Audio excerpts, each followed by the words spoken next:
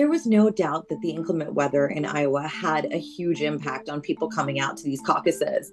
What we know about the caucus goers is that they are largely enthusiastic people. They are people who want to be there. And of course, the caucus process is so interesting in that it's secret ballot. But Trump has always boasted the most enthusiastic supporters. And so with his people making it out in larger numbers for him, I'm not surprised, braving the storm that was. I think also when we talk about DeSantis and Haley, their showings were pretty good.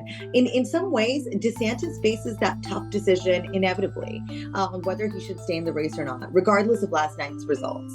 But I think Nikki Haley, more than anybody else, she got what she really needed out of last night.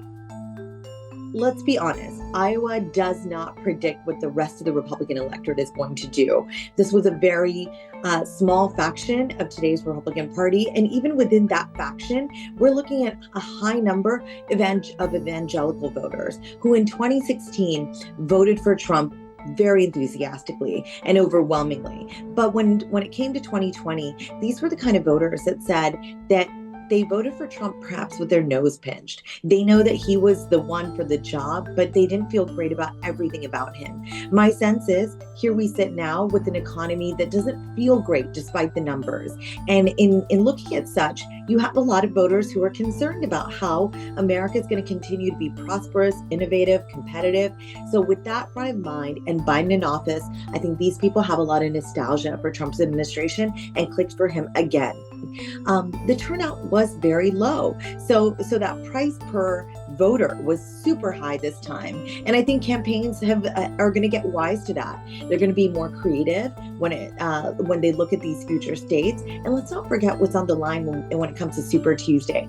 That's the data I'm really looking at. All those contests are going to give us the pulse of the Republican electorate versus Iowa, which though it's first in the nation, again, we're looking at a very far right component of today's GOP, which isn't entirely MAGA-held. You again have a very mixed up electorate of Republican voters that are looking again for somebody largely that can win in the general, or they're feeling nostalgic for the person that they felt was had a successful administration, gave us a good economy, had us in a place where we were not embroiled in so much geopolitical tension. And that is the complicating factor of this entire race.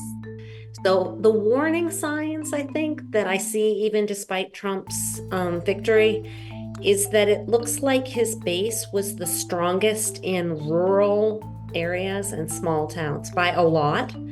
And he was having more troubles in the suburbs, which is basically where you have to win. You can't win a general election without winning the suburbs. And he was having more, obviously he did much worse in the cities.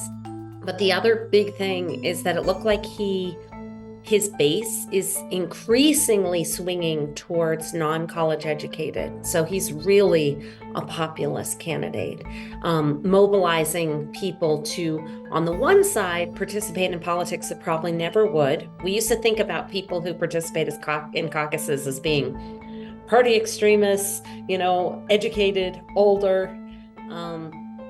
But Trump's base, it looks like of his supporters, only 2 in 10 had a college degree.